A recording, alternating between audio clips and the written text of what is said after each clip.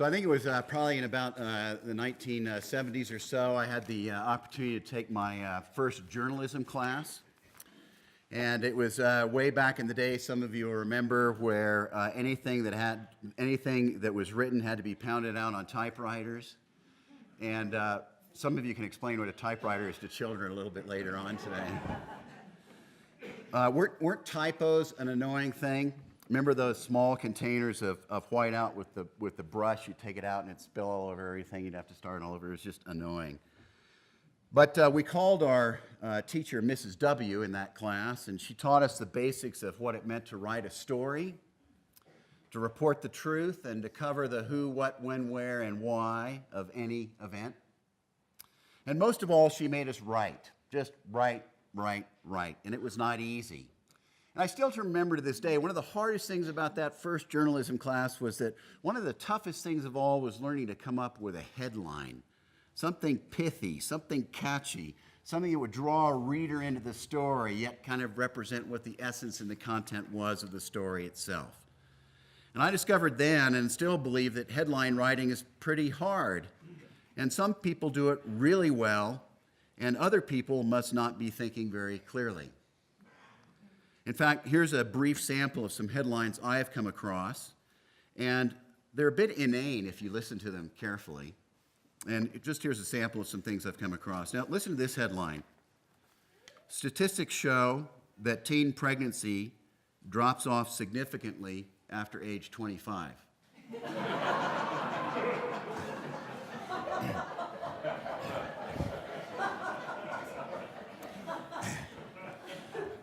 Or in another one that was particularly brilliant, I thought, feds raid gun store. Weapons found.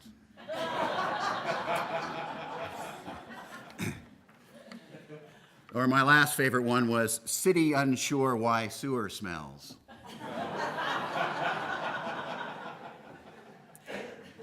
And just this week, a local newspaper had some headlines that I thought were particularly entertaining. For those of you who live here, you probably saw them.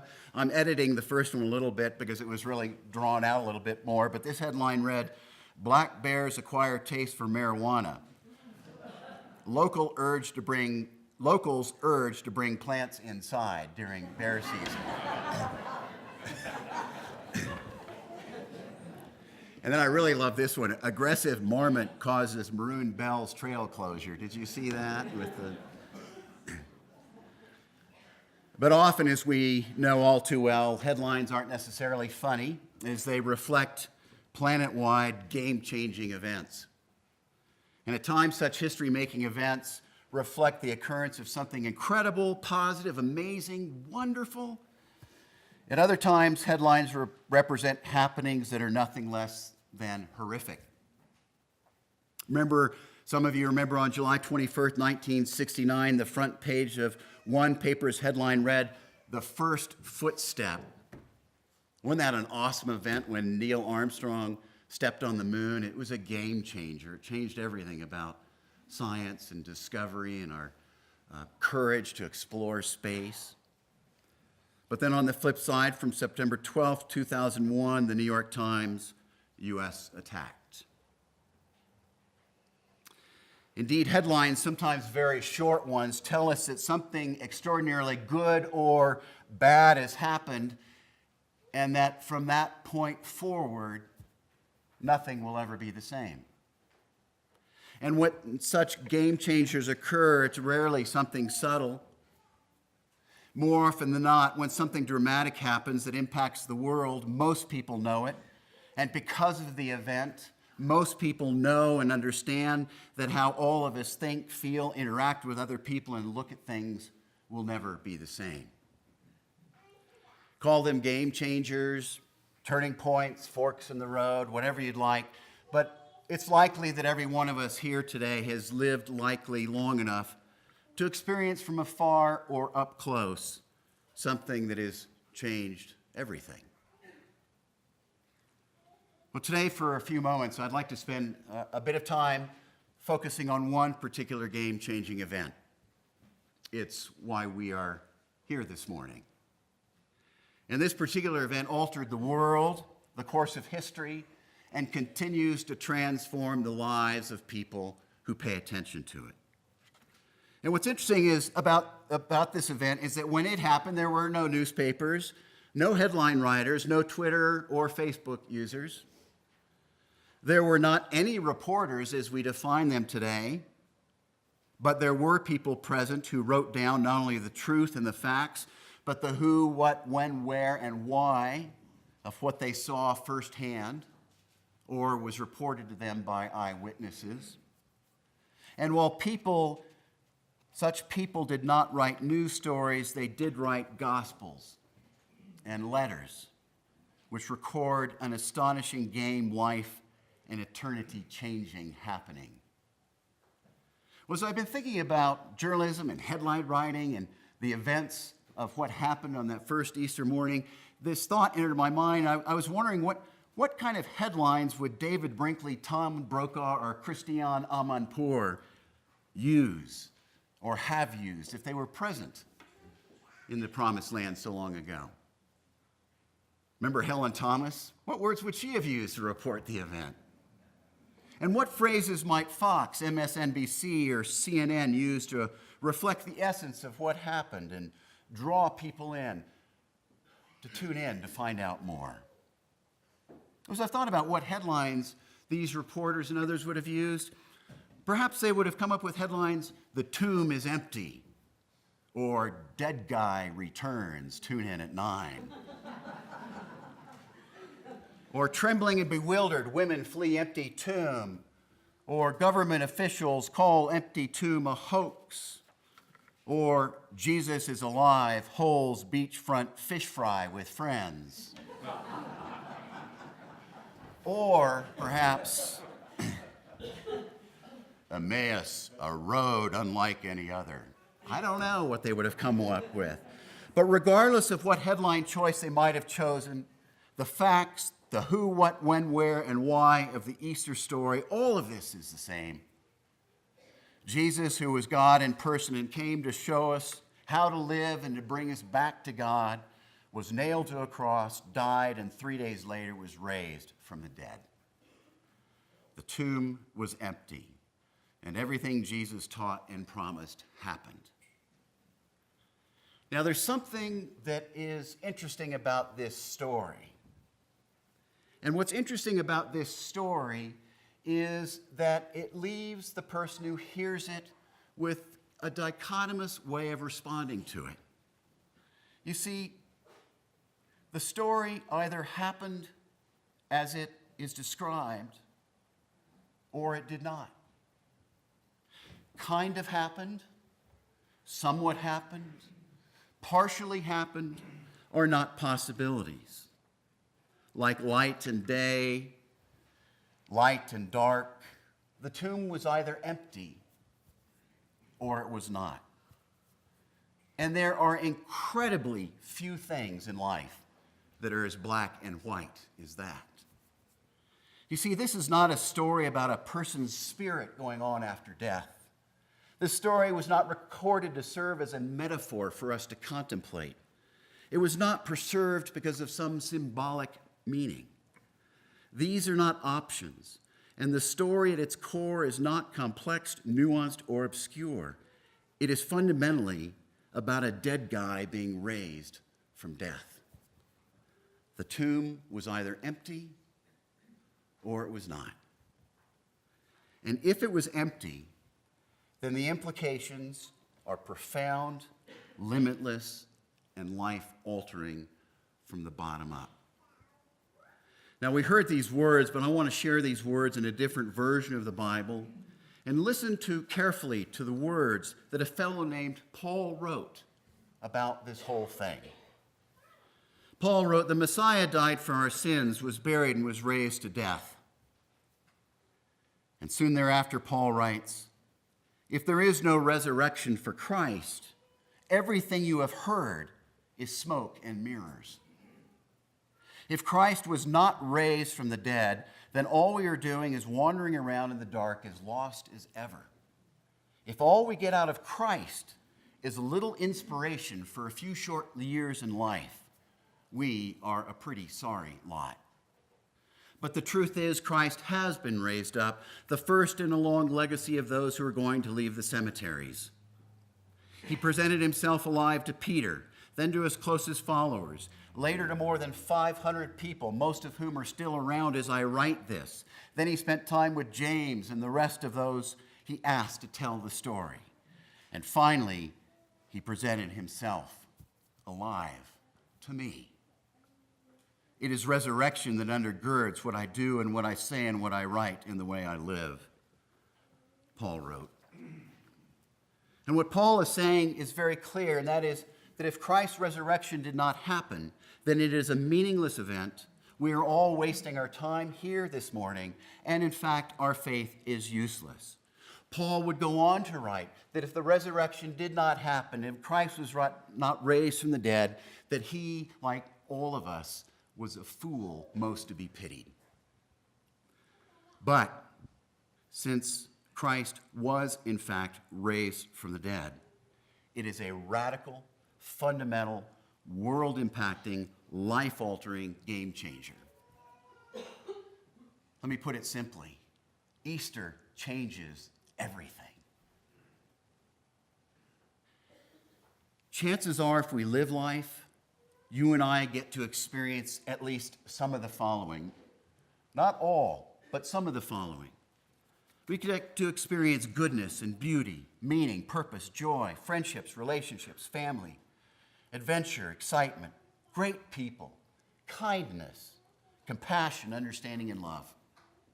The list goes on and on. But the heartbreaking, distressing, and sometimes overwhelming converse is true, isn't it?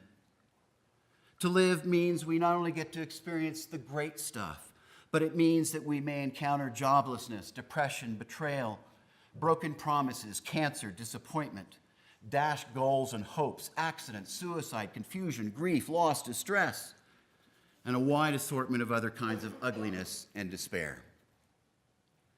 Yet it is precisely into this mix of the good and the bad and the ugly.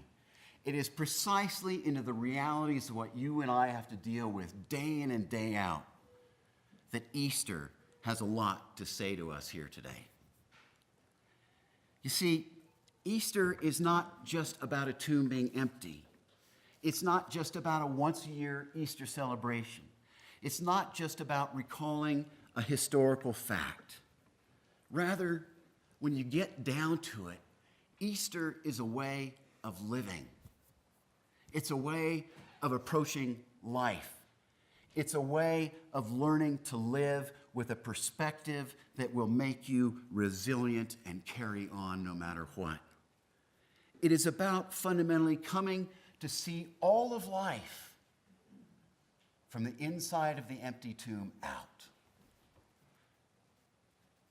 Since the tomb was empty, I believe it means that we have the opportunity to live as Easter people in a Good Friday world.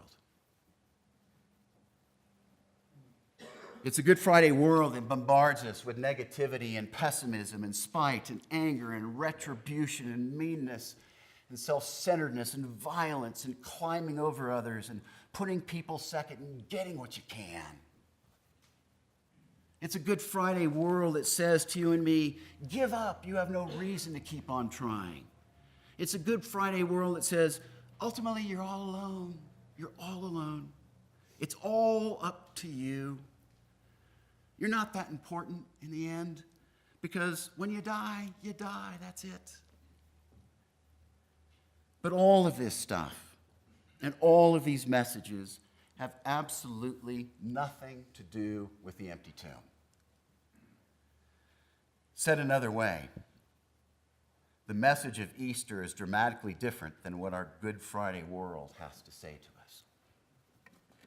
Let me just share briefly a little bit of what Easter says.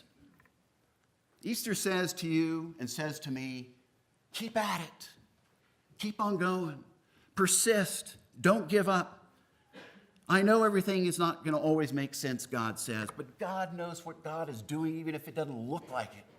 Remember, Jesus' followers put it all on the line. They gave up their lives. They suffered horrendous deaths.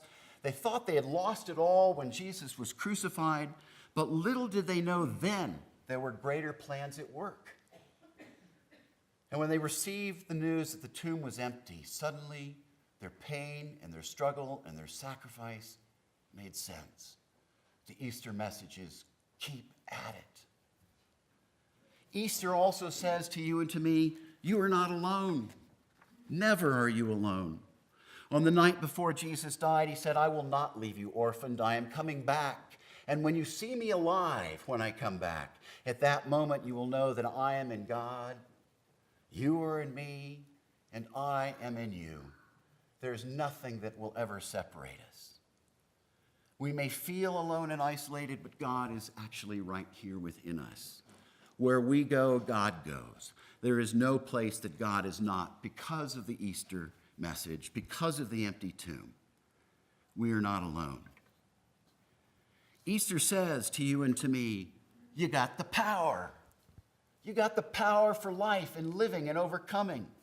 You don't need to do it by yourself. You've got more strength inside of you than you realize. In fact, we have the same power that God used to raise Jesus from the dead within us, helping us, guiding us, leading us. There is no power greater than the power of God. And the empty tomb tells us that it is that power that is working in your life right now. Easter says, you matter. You count. I need you. That's what Easter says. When Jesus was here and teaching and healing and confronting perspectives that were misguided, if you cut to the chase, if you cut to the core, Jesus one day said, everything I do and everything I say and everything I teach, if you cut through it all, Jesus said, the only thing that matters is loving God with all that you are, all of your mind, all of your strength, all of your soul, all of your spirit, and loving people by what you do. That's what matters.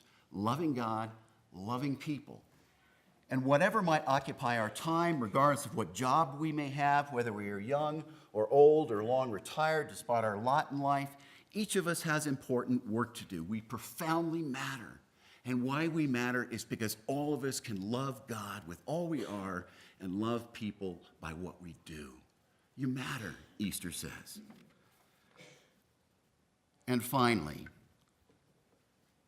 Easter says hope. Hope. Because Jesus was raised and the tomb was empty, we have every reason to hope. Death, my friends, is not the ending of everything, but a new beginning. Because the tomb was empty, death is not something to fear, but an opportunity to trust that it is a passageway to something indescribably wonderful, awesome, and astonishing. Easter says hope, because the best is yet to come. Count on it. What messages from the empty tomb? Keep at it. Don't ever give up. Persist. You're never alone. You got the power within you of God. You matter. Go out and love and hope the best is yet to come. All this and so much more precisely and specifically because the tomb was empty.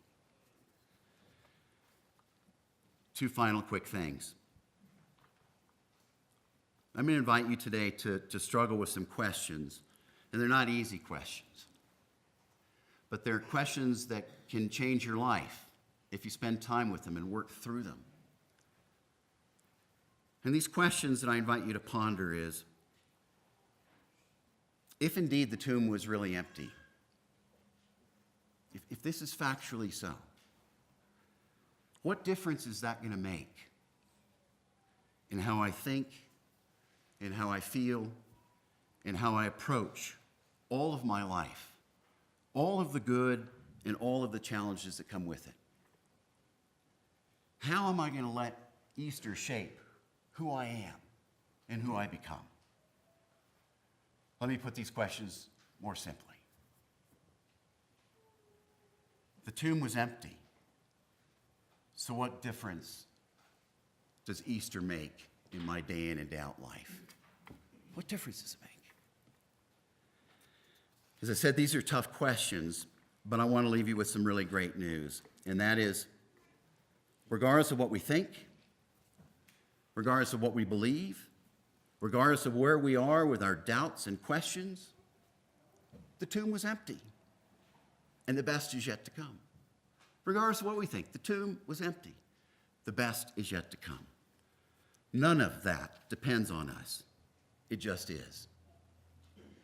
And the more we live life through Easter lenses, the more you and I will become people of profound hope and Easter people living in the midst of a Good Friday world.